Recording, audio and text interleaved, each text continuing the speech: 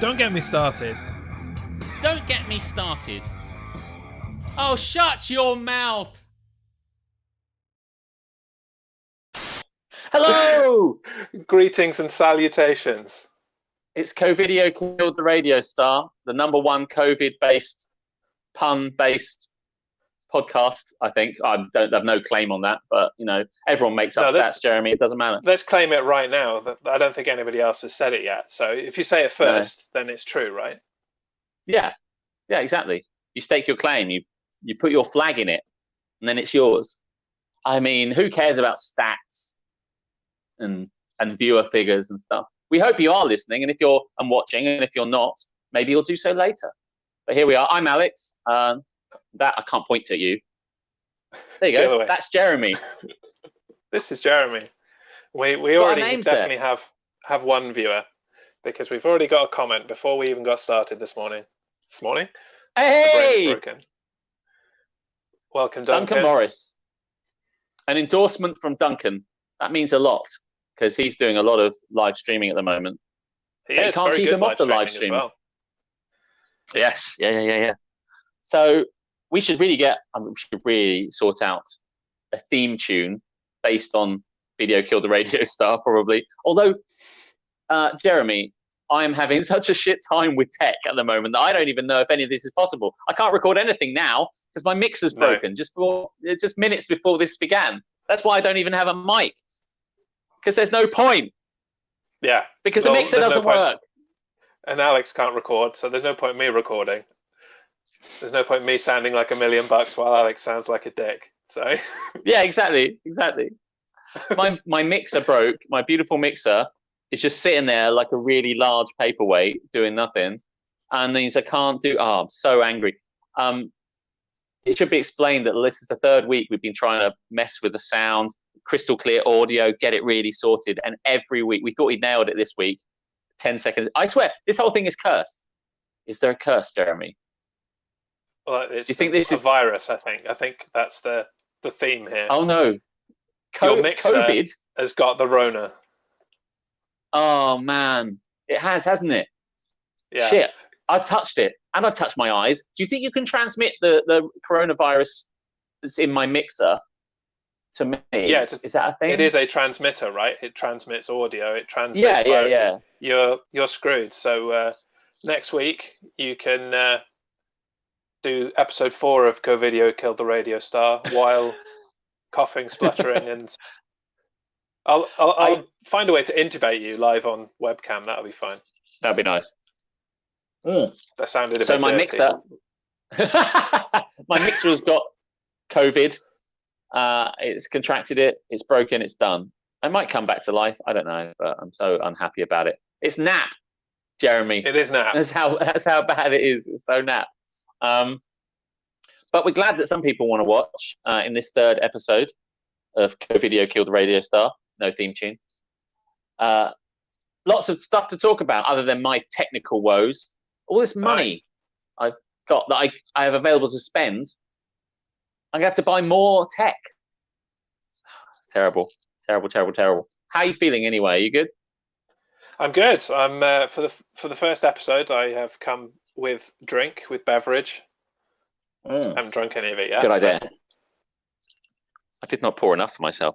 So let's talk about what's happening. You know, on the radio show, This Is Happening, I could open with "This is happening," and it was always really cool. But I can't reopen with "Covidio Killed the Radio Star." It doesn't kind of roll off the tongue in a similar way. But no. But I think we do need a sting for "This Is Happening" now that it's a segment. Just this is happening. Yeah, that sounds like. Only pity you're not recording it, because I think you nailed it one take. You know. That's how I roll. Let's talk about what's happening then. Let's talk. This is happening. What's happening? What's the happy haps? What's hap? What's nap? So I don't know how many people are actually going to relate to my big hap of the week, but I actually did a little dance in my living room when this news broke earlier in the week. Call me sad. And for me, what's hap is that CBS, an American network / television producer, have announced that they are creating a USS Enterprise-based Star Trek series starring Anson Mount as Captain Pike, and Hey, the crew that came with him, Number One and Spock, played by the guy whose name I've forgotten. oh what? So the guy who was Spock in Discovery, Ethan Peck. oh mate, that guy's amazing. That guy's the best they've Spock. I love him as Spock. They've got Anson Mount for Pike. They've got Rebecca Romaine coming back for Number One, and they've got Ethan Peck for Spock. So that exact crew, that exact Enterprise, everything that we got in Discovery over several seasons. Oh my god, that is Hap, because we were big fans of Discovery. Oh my god. I was really, really into the second series, especially because of this whole Captain Pike story and them filling in the blanks with what happened from the original series pilot and all other kinds of nerdy continuity stuff that like turns me on, frankly. I love it. Yeah, no, I love the second season. I love it. I mean, that's the thing, right? He's like such the best captain. He's an amazing captain. It's just so good. Yeah. It's everything you want. It's really good. I'm glad this totally came out of left field. I had no idea. It wasn't even in my head that they might do something like this. This is brilliant. People were asking for it. People have been begging for it for a long time. Yeah. Since, they aired the second season of Discovery, but they've just said, no, it's not going to happen. And they just kept going, no, like, keep dreaming. It's not going to happen. Not going to happen. And then all of a sudden, when people probably stopped asking, like, okay, well, that dream's dead. We'll move on to something else. Bam! We'll try and get Firefly brought back. Take this, nerds. Nerds love this shit. Nerds absolutely. I've never been to a Comic-Con where they sit around and ask questions and stand up with a mic going, who's your favorite starship captain? And they go, oh, well, blah, blah, blah. Oh, my God. I've never done that. But I think this is the kind of nerds we'll go through. I saw this Harry.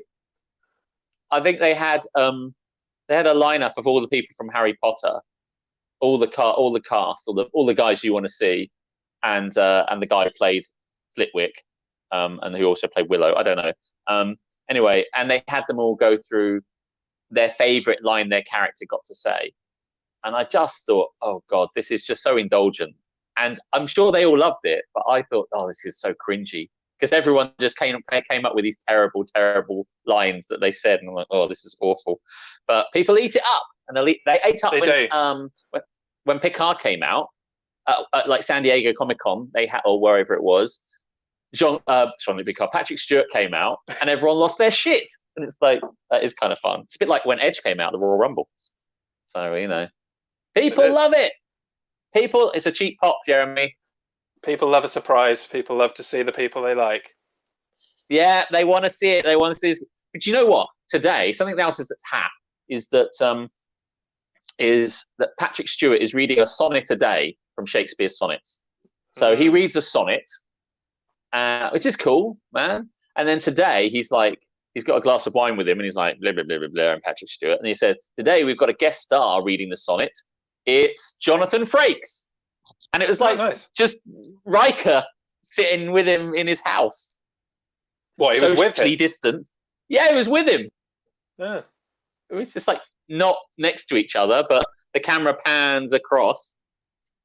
And someone commented that when he gets him to say the sonnet, he should have said, make it so, number one. And that would have been brilliant. Make it so, number one. And I wish oh man. Now that I've thought of that, I'm going to go find that again and comment on it. And everyone's going to love me.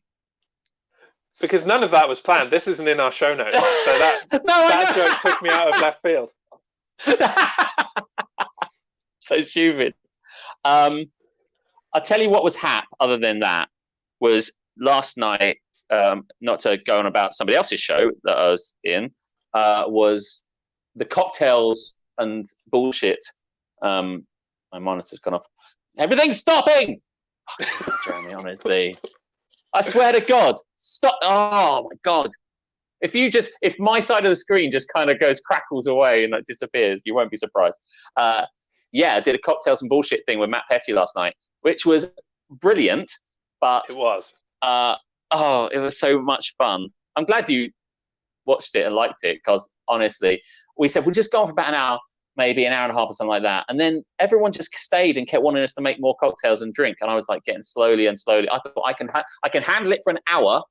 Probably not. It was 2.5 hours or something. Oh my God. Yeah. I am. And I fell unconscious and didn't call Isabeau and just kind of fell asleep in my bed. I'm not And she entirely messaged me about a billion times. Oh, mate. I said to Petty, so my hap is cocktails are amazing. My nap is, oh man, I don't feel that well. I don't feel really very good at all. My hap, though, is I bought KFC. Nice. I was disappointed when I walked past my local KFC the other day and it was still, shuttered and bin bags blocking the door. Oh, really? Very Man, disappointing. serious. Yeah. They're not coming back for a while, I don't think. No, I was pleased. I couldn't believe it. And then I was looking out for my KFC man because it says he's nearby. Look out for him. So I opened up the kind of like the blinds and had a look out, and there were 2 people standing in the garden looking up at the house. And so then I waved at them and they waved at me. And then I had to stay at the window awkwardly waiting for the guy.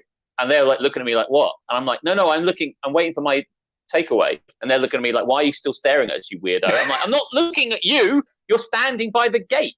And then the guy comes in and they still can't put it together. Like a guy with a Just Eat bag turns up and they're like, what's that guy looking out the window for? That motherfucker. Yeah, get it up here. So, oh yeah. Oh, and I spoke to Petty. I don't know, I'm still talking about this cocktail thing. I said to him, listen, mate, for my own health and for my own sanity and for Isabeau's sanity, I don't think we can drink that much next time. Yeah. I said also, I don't think we can go on as long. Thinking in my head, maybe an hour would be nice. He said, well, let's just do an hour and a half and see how it goes. And I'm like, you're not listening to me. I don't think I can do this. I only give off the affectation of being able to drink this much. Oh my God, my kitchen is a fucking bomb site. Well, before we move on to other things that are happen nap, yes. I've got a little planned surprise for you in our show notes, and I think rather than wait, I think now is a good time to bring that up. I love a surprise. So just to set the scene a little bit, to add to what you're saying, last night was date night for me and my wife, and so we decided we would, get in a pizza delivery and get some drinks and try and find something entertaining to watch on the television. And boy, did we win when we stumbled across Cocktails and Bullshit, starring Alex and Petty. Oh, no. And what I have for you and for our audience, for your viewing pleasure, is a timeline of how drunk you got over the course of the night. Oh no, I was hoping to forget this. And in true kind of Simpsons Ralph Wiggum style, we can pinpoint the moment in which not your heart broke, but your brain broke. Oh yeah, that's good. So I'm going to have to mute us for this, unfortunately. But enjoy this televisual feast of Alex getting shit-faced. Cheers. Cheers. Clink. Skull. It is dangerous. Alex is having a corpse reviver, and I'm just about to kick off. You know what? Yeah. I have to say, it's really nice, but it's not as absinthe powerful as I thought. The absinthe was going to knock me off. I think I'm going to put the absinthe in it next time. I'm not going to wash it. No. Benedictine. This is a great, made by monks in fucking 1510. Well, this bottle wasn't made in 1510, but since 1510. You can get that in Sainsbury's. I went to Sainsbury's and bought this. Essential shopping. I don't know if my hitting gets any camper, but I do the Picard open punch on it. Effectively, when you've done that and it's in that situation where you've kind of like you put it like that. Well, James, you've been slurring. Once it's like that, you have to kind of hit it to kind of get it back up again. That's how it works. Absinthe in the glass. Stick it in the glass. Absinthe? How much? Yes. Some. Just enough. Just a little, like I did, like a. No, don't no, like a real man. Yeah. Oh, that's enough. Yeah, just run it all the way around. Yeah. You said like a real man. Okay, Yeah, absinthe is in there. like that. Now shake the shit out of that one. 9 people want to hear about it. That's fine. Let me tell you, you 9 people. I don't think I can drink much more. I think when I created the Corona cocktail page, because in order to use StreamYard to do this, I would have had to make my profile public, and I didn't want to do that because I don't want randoms looking at my website. But I could make the Corona page public, and it's fine, and anyone could go to that because that only contains you and me making cocktails, and that's it, and it's fine. But it hasn't drawn as big an audience this time, I don't think, because the audience was in the 20s last time. It's fine. You fuck off. It's fucking fuck there. It's all great. It's all good. It's all good. Have you not understood, although I'm running low on battery on my phone apparently, that even back then, you know that I can drink, right? I got the skills to pay the bills. Been doing this a long time. I love you. I can outdrink almost everyone I know, right? And I felt worse than I've ever felt. And I saw you, and I think we hugged. We just hugged, and I was like, oh, I feel so bad. Like, I'm so hungover. I'm not 20. See you Thank soon. you very much. It's Ta-ta. been a wonderful time. Fucking love you, man. Bye.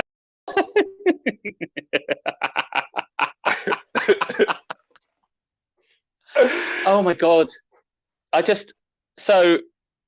Thank you. That was wonderful, by the way. I think you put so much effort into that. I think that's so kind of you. That's so funny and so perfect. I've been laughing the whole way through. It's fine. It's fine. Do you know what? Fine. It's fine. It's fine. You can see in my face that, by the way, I haven't watched all of that back. I watched some of it back today, and I was like, oh shit, that's there for everyone to see. You have to suffer for your art, Jeremy. Oh my God. But even as I was doing it, it's interesting account, because when I'm drunk, as like when everyone's drunk, you think you're fine when you're not. And yeah. There's a bit there where I'm kind of like not really paying attention to what Petty's saying. I'm just that's because I think I'm thinking of other stuff because I'm drunk. But it really God. Like fell apart in terms of your soberness at about 2 hours, and then those 2 clips that I pulled out where you're like kind of leaning on the cupboard, and Patty's talking, and you're just like, it's the cooker hood. I'm leaning on. There's a bit where I was like, "What are you doing?" I'm like, "I'm leaning on the." By the way, I love to lean on things anyway because I just can't be able to stand up straight. So I'm always leaning on something, but definitely on. Oh my God! Or I'm leaning on that thing, and I'm like, "It's fine." You were just so out of it. There are things in that I never remember saying. Like I don't remember saying. It is true. I can outdrink anyone, but I don't remember saying that. Petty didn't agree. I drank more than Petty. No, Petty didn't agree. I think I drank more than Petty because I drank the stupid martini. Yeah. Not that I want to be in a competition about this. This is not. By the way, drinking is not sensible and it's not cool, and I should do less of it. It was meant to be a bit of fun for an hour. I did not anticipate drinking solidly for 2 hours, and I was still standing. How is that even possible? But I literally have nothing to add. I think that's so beautiful, so wonderful. Lovely COVID font that you employed there. Cool. Nice 80s retro font. So I hope I improved your date night. You did. It was amazing. We laughed so hard. It was unbelievable. Anything for you guys, everybody. I don't mind. I'll perform at any time. I'm so glad. But that segues us quite nicely into what's nap. Oh. So what's nap for you following that, Alex? Today, waking up today, the day after drinking. Yeah. Oh Jesus. I was like, I didn't mean to. I went to bed and I thought I'll just have a lay down, and I was out for the count. And I woke up in the morning. Lights are all still on. Things are all still unbuttoned. That you see me making the absinthe Long Island iced tea when he's like, put it in a bit more like a real man. Probably doing that to wind up Duncan, I would imagine. And I I looked at the bottle, the tiny bottle of Lafay today, and I'm like, you can't see through it very well. I'm trying to look into it. I'm like, I think a lot more has gone in this than I intended. You I think put a the lot absinthe of absinthe into that. Yeah, it was because I did a little bit and then I just went bonk like that. And I just think that's the wheel. I mean, aside from all the other alcohol I drank, that was when the wheels came off, really, because that was sitting right here after the thing in my kind of delirium glass, full up. I never finished it. Just, oh, what a stupid thing to do. But up at the beginning, it was very informative. And by the end, it was just like, I asked some questions, you educated me. I'm a complete cocktail novice, so I didn't even know what half of the words you were saying meant. It was just like you were talking like Klingon at me. Well, do you know what? During the week, I'd gone through in my head what I was going to say about the different types of alcohol we got. But then I thought, oh, God, what a wanker you sound like, trying to educate everyone with all this stuff. You know, we'll just make them, we'll gloss over it. I won't pretend like it's a thing. But then the moment I started talking, you and Rob started saying, well, how did you make them? Well, what did you do? And I was like, oh, well, okay, then fine, I'll tell you. So it was cool. But, I can't. I thought you were going to say that was the reason. That was the moment you realised you were quite happy to sound like a wanker and carry on with talking. Oh, yeah. Well, I mean, if encouraged, I was proving myself to be a complete wanker later on and get drunk on camera. And I don't know how I feel about it, really. I don't know how I feel about it. If it helps, I think you did hold it together fairly well. Thank you. That does actually help. It does actually make me feel a whole lot better. My indiscretions, if I ever get drunk and do stupid stuff, I'll never record it, you see. When we get drunk, we're all drunk. So you never see it. But like now there's just this record of, and just as you were showing me that, in the top of the notifications, my dad sent me a message saying, are you free to chat? And I'm like, no. And I'm so glad that my dad never gets to see, you know, like, me just like getting complete. My parents see that. My parents see that. They'd be like, you're not meant to drink. You're meant to be looking after yourself. And I'll be like, the world is collapsing around our ears. Yeah, I don't think there's nothing else to do but get drunk. Don't worry about it. This is the end of the world. I'm fine getting drunk in it. But next time we do that, I will not be as drunk. I swear, and you can cut this one in as well. I swear I will not be that drunk on camera again. I can't wait to replay this clip in a fortnight when you. I won't annihilate that. Because I made a promise. While you were getting smashed in your quarantine time, shall I tell you what's nap for me and how I tried to improve myself? Yes, please do. So, oh God, like, you know me, Alex. I'm the kind of guy that likes learning things, and I'm never satisfied with the knowledge that exists in my brain. I want to go on Jeopardy one day, and I want to annihilate people. So it has to be constant knowledge. And gotcha. To that end, this week I signed up to a learning group online teaching thing called Shaw Academy. And I wanted to learn about social media marketing. Now, good for my business, good for this, good for other podcasts I do, all kinds of cool stuff that I could do if I had more knowledge about social media marketing. Let me say immediately that these guys are total fucking useless pricks. And their 4-week trial can be turned sideways and shoved back up their fucking ass. Their candy ass! Shine it up real nice. So I signed up for their 4-week free trial. And that to me meant I had 4 weeks to burn through as much of their material as I possibly could. But the way that their system works, and it's stupid, is that you have to schedule in your classes. So it's like hour 1 of social media marketing. Choose when you want to do that.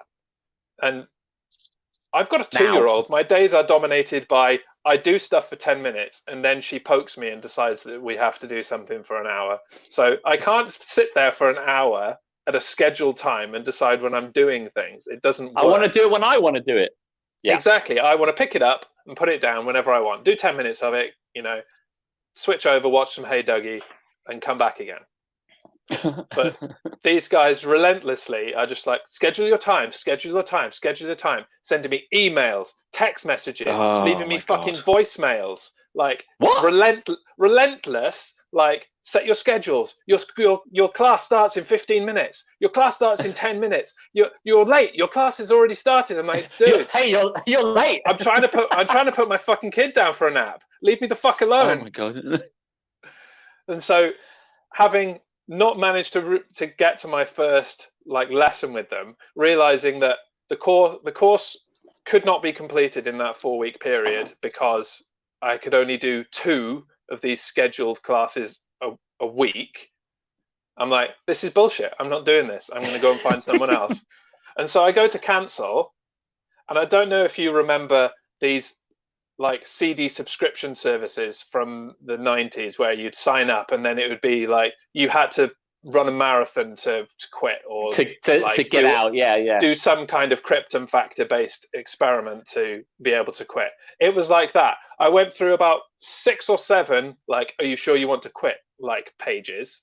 Oh, Jesus. They are the fucking worst.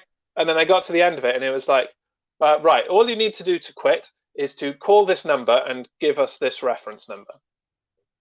Oh, Jesus, fuck you. And I'm like, are you fucking serious? Are you fucking serious right now? So yeah, that was a couple of hours of my life that were totally napped this week. And I will say, and for the purposes of slander and libel, I will say, this is my opinion. Shore Academy, you fucking suck. Oh, mate, I hate it when I think that's the nappist. You got the nappist there. We got the happist. You got the happist. And you said, well, I got the suppose, happist. Yeah, I don't know. Yeah, and the happist with the cocktails, and the nappist with Shore Academy. I remember trying to get out of Love Film. Hap and Nap this week. We have. I remember having Love Film, and the ones where they sent you DVDs in the post, and then you'd watch them and send them back, or you wouldn't. You'd let them sit around. And I remember trying to get out of that because I'm spending money I don't need to now. Good thing about online stuff now is normally you can just click a button and it's fine. But with this guy was on the phone to me. It's like, now I'm going to have to ask you if you're happy to unsubscribe. I'm like, yes. And then later on he went, right, we've got some other offers we might offer you. I said, I don't want them. He's like, just listen, just a moment, because this one's 6 months free for this. And I'm like, no, I don't want it. He's like, okay, I have to ask you a second time. Are you happy to do it? And I'm like, you are not making a fucking friend here, buddy. I can't imagine how you work in that job.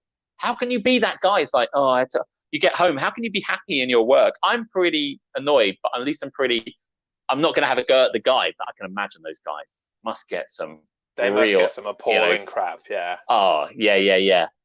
Fucking unsign me, you cunt, unsign me. Oh, well, you don't have to talk to me like that, sir. Fucking unsign me. I'm going to disconnect this call now. You're going to have to call back. Yeah. Then the next guy gets the brunt of that. Right, I called you 3 times a day. It's oh my god. Don't get me started. It's easier to do don't get me started when you really hate the thing. That's not obviously the point of that segment, but oh god. That's why I never got Game Pass, because I thought if I ever want to unsubscribe from it, I bet you they'll just auto-renew it, and I'll just keep paying. And I just can't. When you can't see a clear way out of something, it always makes me nervous, Well, for the record, NFL Game Pass is easy to quit. Okay, cool. That's not so bad. It doesn't work when you have it, but it's easy to quit. There's one thing I wanted to get at one point was ESPN Insider. ESPN Insider is what it is, because it gives you lots of knowledge. ESPN Outsider. You will pay £10 a month to not have any sports news at all. What's going on? Not going to tell you. You've been exiled. Outsider, mate. Get out. yeah. That's a whole different magazine. Okay. What's the scores? Fuck off. So yeah, ESPN Insider. Whenever I wanted to get fantasy football knowledge, sometimes it'd go, now you can go and listen to Matthew Berry on the Insider. I'm like, nah, I've got all your free content. But then at one point I just thought, actually, the magazine, all the stuff, it does sound kind of cool. I'll sign up for it. But then just as I was doing it, I said, if there wasn't a clear path to get out of it, I'm like, I won't enjoy this. And then when I went through, their website was so difficult to comprehend that I realized I'd never be able to leave. I'd be constantly in that kind of, going round and round and round the site map. And I'd just be like, so, yeah, that is nap. Oh, mate, I feel for you so much. Shall we move on? Please. Oh, my God. My blood's boiling. Well, it's a perfect segue if your blood's boiling for Don't Get Me Started. Okay, let's play the game that everyone's calling Don't Get Me Started, because that's what we called it. And probably I stole from a Reddit post somewhere. At any rate, okay. Do you want to suggest something that you want to talk about? I'll kick us off. Just consult my list here. Well, actually, I don't think you've really made it quite clear tonight. I'd like you to tell me how you feel about cocktails. Oh, don't get me started about cocktails. Let me tell you about cocktails. Cocktails are for pretentious wankers like myself. Cocktails are stupidly expensive. If you go to any bar and have a cocktail, you can have the same experience largely for a much cheaper if you just bought a pint of cider, which will get you pissed faster if that's your aim, or a glass of wine, which will probably about £4 or £5. But no, every cocktail, and cocktails are so fucking prevalent now, everywhere does them, and they're all like £8, £9, £10, and I'm fine with that because I'm a dickhead that has money to spend. But other people, when they come to, they go, £9 for that, and I'm like, you fucking idiot, that's how much they cost. So I've already got into that. They're expensive, and often they've got like one shot of alcohol, and then like all the rest are like fruit juices. So you're just buying fruit stuff. And if you get a mocktail, it's basically they take the alcohol out and still charge you about £6 for a lovely fruit juice. So, oh man, cocktails are so terrible, and I don't want to put another one in my mouth until 2 weeks' time. I dig it. Yeah, don't get me started on cocktails. Oh man, what a waste! What a money sink! What a money sink! You think you look so cool, you don't. Swilling that stuff around a glass, what a wanker! God, almost as big a money sink as trying to record a podcast. Yeah. Okay, listen. I got KFC today, which was amazing. I'm thinking about food stuff in general. I wanted to know your opinion on fish and chips. What do you think about that? Yeah. Right. So to begin with, you shouldn't really get me started on fish and chips because it's bullshit on the highest level, mainly because we're in a country that for some reason has decided that this food stuff, fish and chips, is like our national food. And like, where does that come from? Why do we even have a national food like that? I get that we're an island and that we're kind of surrounded by fish in that sense, but unfortunately we're also a bunch of fucking idiots, and we've sold our fishing rights to other countries, so we can't get our own fish. We have to outsource our fish from other places, and then we go to a chip shop where they've captured the fish. I don't think they've done it, but you catch my meaning. They've had a delivery of fish. It's been sat there for weeks and weeks and weeks and weeks and weeks, and then all of a sudden they put it in their fryer, cover it in a bit of batter, overcook it to fuck. It comes out with just some mushy, greasy mess, and then to top it off, they give you some chips on the side, but they're not overcooked to fuck and mushy. They're undercooked and they're hard and crap, and that potato, which also isn't like from this country either. Like, potato has got nothing to do with us, but it's part of our national food. And there we go. We've got crappy, mushy fish, overcooked fish, and undercooked chips, which, now that I think about it, probably does exemplify the British experience altogether. It's always expensive as well. It's always like super expensive on the menu. It's like, do I really want to spend £5.69 on a bit of fish? Yeah. Maybe fish and chips are the cocktails of food. Maybe they are. I've never drunk them together. I've never eaten fish and chips and cocktails. I've never drunk the fish either. Never. Blub, blub, blub. Just a little martini glass and a haddock in it. What a prick. Bit salty. Oh, man. Right, Alex. Go on then. I haven't got another one. Sorry. I need to hear your thoughts on Hamilton. Oh, you're such a dick! Why did you pick Hamilton? Oh my God! Don't get me started on Hamilton. Lin-Manuel Miranda thinks he's the best thing since sliced bread because he wrote a rap. Yeah, rap's been done, man. There's so many raps out there, so many rappers, and I've got the book. Largely, most of the stuff that he's written is beautifully and lovingly borrowed from other rappers. So he didn't even have to write most of it himself. He could just nick stuff from Dre or Notorious B.I.G., or whoever the fuck he wanted to do, and shove it down. It was based on an biography anyway, so all he had to do, it wasn't even his story, like many of the best musicals. So it's not his story. The rap's pretty straightforward.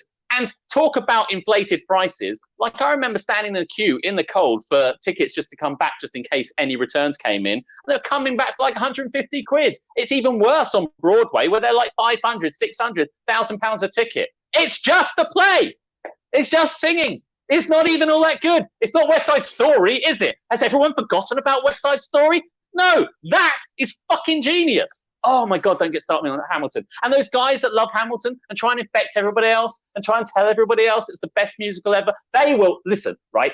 They're going to look really stupid in 5 years' time when it doesn't stand the test of time. It's ended everywhere, and everyone will kind of like try and remind them in the future. Do you remember you liked Hamilton? It's like, fuck off. Yeah, don't get me started on Hamilton. Fucking Hamilton. That was Revenge for the Best Pies the week. First week.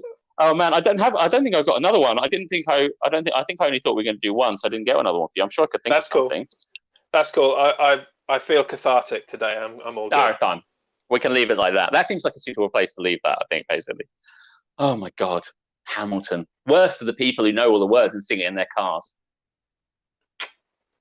Yeah, and pretend like I'm doing the part. Yeah. Oh, you're singing to the audience, preaching to the crowd. I am. I do all these things. I'll perform any way possible, I think. Right. How are we doing? We're doing all right. I hope I don't know if people are watching us, or maybe they'll watch it back at some other point. You're watching Covidiots killed the radio star. Can't even get the name of it right. Let's do that segment we call Covidiot of the Week. Because there's lots of candidates for that. Yeah.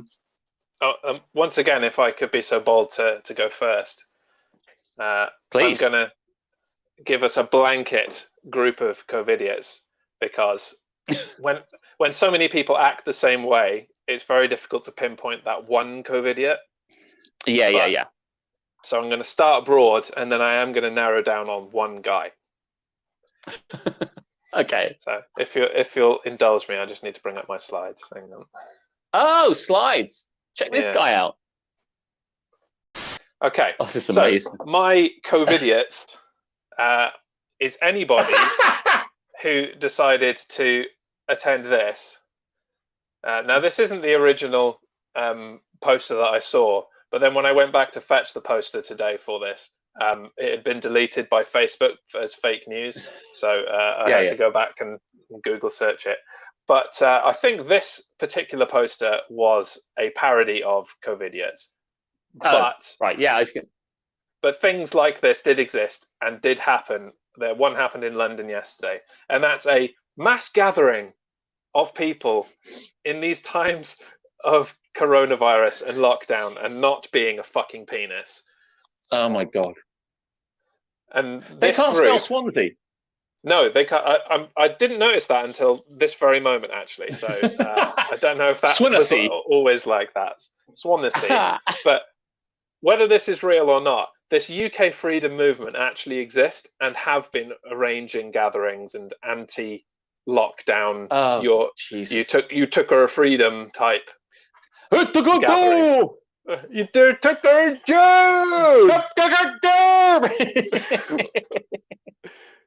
So anybody who bought into this and thought that in some kind of weird tinfoil hat anti-vaxxer dickhead kind of way that this was a good idea, then you're a dickhead, go fuck yourself. But at the same time, while these things did happen, and one happened in London yesterday, there were people who at the same time as being there, claiming that this was a massive conspiracy and that the virus was fake, were there in like gas masks and PPE. Like, if it's fake, you don't need that stuff. Like, have some strength in if you're going to be an utter bellend, have some strength in that conviction. Yeah, exactly, right. But nobody is as big a bellend as this dude. I don't know if you've seen this already. No, I am a free. I am not man. A number. A number. I see what he's trying to do there, because he goes, I am a free, and then man onto the next line, and then I am not a number, but it doesn't say that. It says, I am a free, I am not man, a number. That is fucking genius. That is, he's taken that from the 60s TV series, The Prisoner. It's one of the opening credit lines, one of the most famous lines that Patrick McGoohan said in The Prisoner.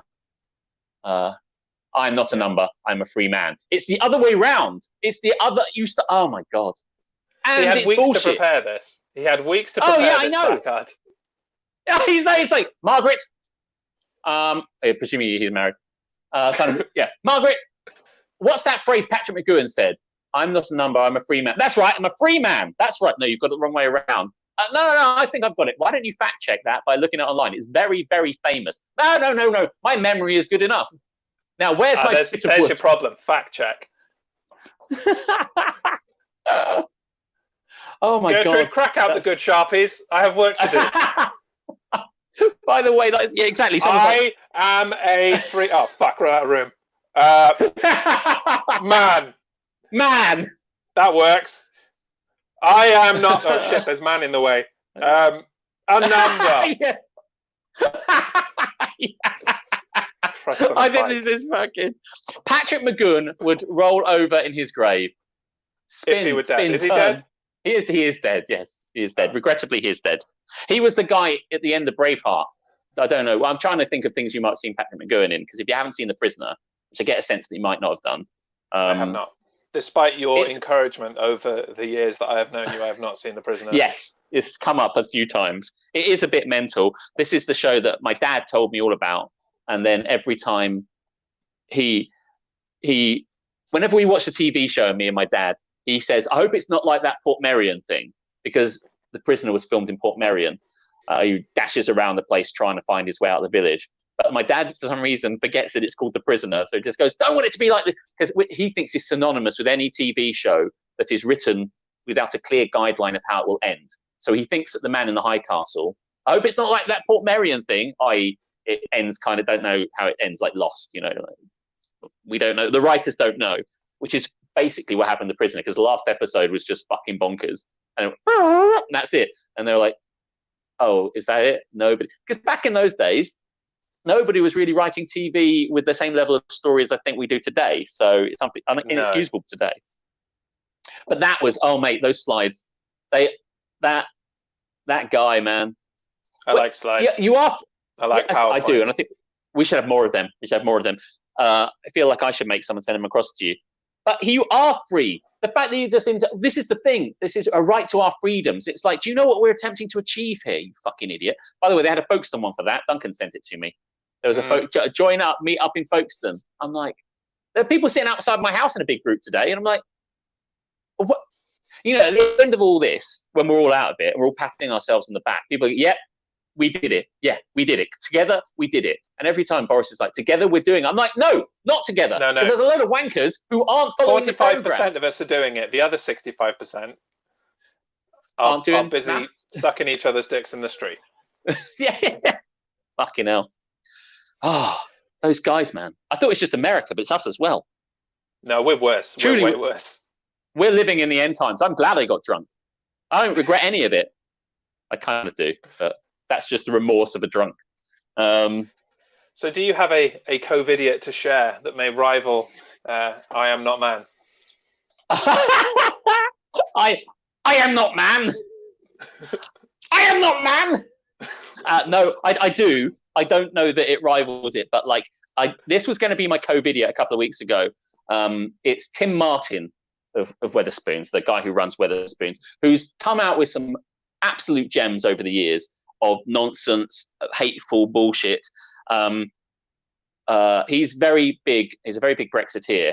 So when he put a load of Brexiteer kind of stuff in his pubs, it obviously alienated all the people who went to his pubs that voted Remain. And then when profits dropped, because people didn't want to go there, because it was kind of half and half, the whole Brexit thing, right? Yeah. So as a result, half of the people just went, well, fuck you, I'm not reading this nonsense, and left. And then when profits went down... How can I piss off half of my customer base?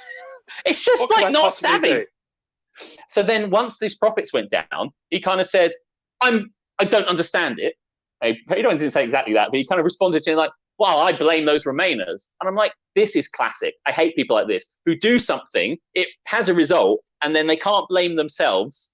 Like, no, you did this. You made that decision. You decided to put propaganda and bullshit and fake news on every table in every pub. Loads of people didn't like it, and they voted with their feet. And then you're like, well, it's their fault. I'm like, mate, get a grip. Now, the latest thing he said, which he said a few weeks ago, was that he would reopen his pubs in like June. I think it was June the 1st. He said, my pubs are reopening. And at the time, and even now, which is 3 weeks on, there's been no government advice setting a date for when people are going to be able to. Lockdown is not over. So how, in his crystal ball, has Tim Martin managed to come up with this spurious time that he's definitely going to reopen these things in June? Because, quote, he said, there has been very little transmission of the virus in pubs.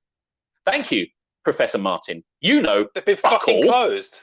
But even before, he was like, he said he, with his knowledge of science and how the virus works, with his COVID detector walking around, has made a statement. There's been very little. How does he know? In fact, Piers Morgan, who I dislike but is right, was like, how the fuck does he know? He doesn't know anything about the virus, so he can't make a claim like that. And even if he did, all it's saying basically to the public, who we already know are all too eager to go out, it's just saying, don't worry, everybody, you can all get back to my pub, because I'm giving you a gilt-edged promise that I'm opening up again. This is the same guy who told all these guys before he gave them furlough pay to go and work at Tesco's, which bore all the brunt of a kind of let them eat cake. You know, oh my God, every word out of this anti-Midas turns to shit. Don't go to Wetherspoons ever again. I mean, I've been doing this for ages now, but like, I'm never going to go to Wetherspoons again. I say all this to people, and they're like, yeah, but it is real cheap, isn't it? And I'm like, hey, well, you gotta make a stand, guys. Covidiot of the week, man. That guy will be Covidiot for the rest of his life. But there you go. It was a good. Beautiful, hey, man. it brings it's beautiful. It is how I feel about this sort of stuff. Yeah, it's good. Hey, look, we're 15 minutes in. We managed to do quite a lot of random content. I really like it.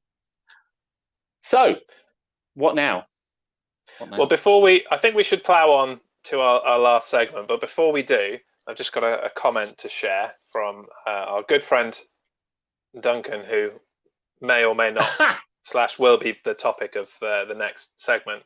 But I don't think Duncan has quite understood the premise of Don't Get Me Started in this instance. I don't know. I think he probably does, but I think he just wants to talk of incredible fish, perfect chips. Wow.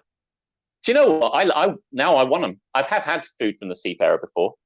But I couldn't. Do you know what? I don't eat a lot of chips because they're very carby, obviously, though I had them today. But it'd be hard. You know, like Tim Powell, our good friend Tim Powell, once went to the Vinodon in Curry House in Hyde for his birthday, and he opined constantly that this was the best curry house. But every time I go to curry houses, they're all just kind of really good. I can't determine which one's the best. They're all kind of like, I have to get them all. Curry's curry. They're all like, I've yet to find one that just... You put some spices in a pot, you stir it, it's curry. It's job done. And they all use the same spice. It's not this kind of thing. I'd need to get like 10 different jalfrezis from 10 different places, order them in all in one night, and just go through them, blonk, blonk, blonk, blonk, blonk. And that's the only way. But even once I found which one the best one was, I reckon that the deviation from the standard, from the mean, would be very low, says the stats guy. So I think that if I rated them, they'd all be like 8, 8.5, 8, 9, 8.5, and that would be it. So you get to do a graph though, and graphs are cool. Hey, well, I mean, if I wasn't trying to be a little bit healthier, I would love to order 10 curries. Maybe I could order 5. Here on Covidio Killed the Radio Star. I was going to make a graph and just send it to you, but I could do it. I could do it right here. I mean, that's the thing we could do.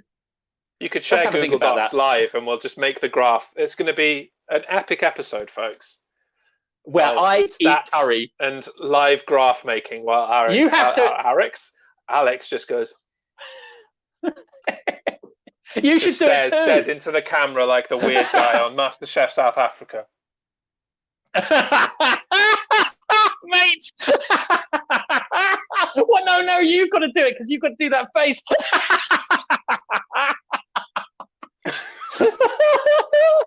We'll order the same ones from the same places. Let's do it. Let's do it. Okay, So do you want to do we, nursery rhyme time? We will. So it's apropos that Duncan has joined us because this segment is totally inspired by his babysitting of my 2-year-old via YouTube every Monday and Tuesday. Do check out his channel, youtube.com/Duncan the Singer. Nice little plug for you. But on closer inspection and just generally being a dad that's inundated with nursery rhymes every day, I have kind of noticed when you listen to the lyrics that they're bollocks. And I mean bollocks. So I have selected one such nursery rhyme that none more confusing or utter bullshit than this. And that is, Miss Polly had a dolly. Right, yes. Now, would you like me to read this? I'd love you to read it. Yeah. Okay. Okay. Ready, Miss Polly. Miss Polly had a dolly who was sick. So she phoned for the doctor to come quick. The doctor came with his bag and his hat, and he knocked at the door with a rat-a-tat-tat. He looked at the dolly and he shook his head, and he said, Miss Polly, put her straight to bed. Got a bit rap there. He wrote on the paper for a pill. I'll be back in the morning. Yes, I will. Man, that had a bit of the Edgar Allan Poe about it. But that last line the was Raven. a bit sinister. I'll be back in the morning. Yes, I will. I know. Will. Yes, I will. No, when I read it, I was like, that is so creepy. I will. You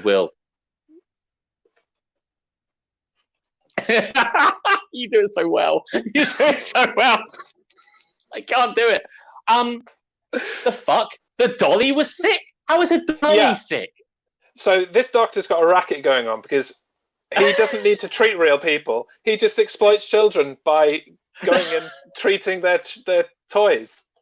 Like, what a racket this guy's got. 10 years of medical school, and he's wasted on treating inanimate objects. It's like, he came on he looked at the dolly, and he shook his head. That's the amount of diagnosis he did. He had a look and just like, what does that mean? It's like a hack mechanic who, like, you don't know what you're doing and you drive your car in there and they basically kick the wheels and go, no, mate, it's going to cost you. That's what he's done. He's like, and he writes on a paper. He does fake writing. Yeah. Do not like the look of your left phalange. £300. Put her straight to bed. Pill. Public Image Limited. I don't know what you think. More rap. I'll be back in the morning. Yes, I will. Because you're a fucking patsy and you're easy money. And you know that the pill won't be real either. It'll just be like some dolly mixture. How can it be? He doesn't even offer a diagnosis for what's wrong with this dolly. It's like, oh yeah, that dolly's ill. Oh, what is it, doctor? No, it's not good. Put her straight to bed. Put her straight to bed. Mate. Is it serious? Yes. This is how young. Is it the Rona doctor? Learn. Put it to bed. I just can't talk anymore. It's too much. I've just shaken my head. Shaking my head that's enough. Young girls listening to this rhyme will just learn that people can get ill and you don't know what it is. But thankfully, the doctor's there. I'll be back in the morning. If it's urgent, why haven't you got something with you? You normally go to the pharmacy anyway. Why is he bringing the pill round? Is he now a pharmacist as well? That doesn't sound legal. I'm sure that isn't legal. That can't be right. You can't diagnose it, prescribe it, and supply it. Otherwise, that's a racket. You're right. Do you know what I mean? On House MD, that's not okay. Yeah, you can't do that. There must be an ombudsman. Got in serious trouble for that. Yeah, that's not right. We could have learned a bit more about that on Shaw Learning if they knew what the fuck they were doing. Fuck those guys. Allegedly. So you've chosen a good one there, man. That's good. I hope Duncan enjoyed it. I'm sure that when he does toddler rhyme time, he doesn't say it quite so sinisterly straight to camera, but no, hey, no, that's not what this show is about. He does sometimes slip into some political view and quickly snaps out of it. But oh man, so good. Well, that's cool, man. Yeah, listen, I don't want to kind of put too fine a point on it, but I think we should go out on a high because I think that was good. You do that segment again next week. We'll do. We can do it next week. We can leave it for the week after. Whatever. Hey, whatever. We're too busy eating curry next week. You know, I might find a food-related one. Okay. Maybe Hey Diddle Diddle or something. And yeah, I know that one. Read it as if I'm the crazy guy from MasterChef South Africa. I love it. I love it. We'll do that. Well, the next week or the week after, we'll do another one of those sort of things. In a Duncan says I might now.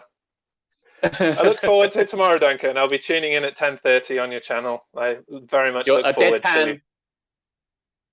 I mean, you asked me to do that in a Shatner-esque way. I know how you mean, but like I can't do that. Walking Edgar Allan Poe in the jungle. Walking in the jungle. Is this an actual story? I mean, I don't know. That's a nursery rhyme I made him learn for Hannah because he didn't know it. Okay. Fair enough. It's an in-joke, you see. We're doing in-jokes now. That's how we are. We're doing in-jokes. I know. Cool. Well, I think that should be a wrap for the third episode of Covidio Killed the Radio Star. I've had an absolute blast. I hope people have watched it. If they haven't and they want to watch it or listen to the slightly suspect audio, fuck you, Mixer. How can they go about doing that, Jeremy? What's the plan with that sort of thing? This video, this video continues to exist on YouTube as soon as we click that little end broadcast button next to me on my laptop. It's there for whenever people want it. If you want the video version, if you want the podcast version, that'll be around tomorrow evening-ish once I yank the audio from the stream because we can't work out how to use our slick, expensive microphones to do this. These are amazing microphones. Very unprofessional. Yeah. I am totally superfluous to needs. Yes, let me talk into you.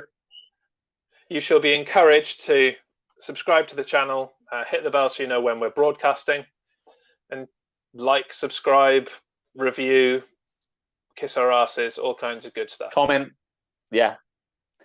Cool. Well, thanks very much. I've had a great time. I've been Alex, and you are definitely Jeremy, and we'll see you next week. Bye. See you later.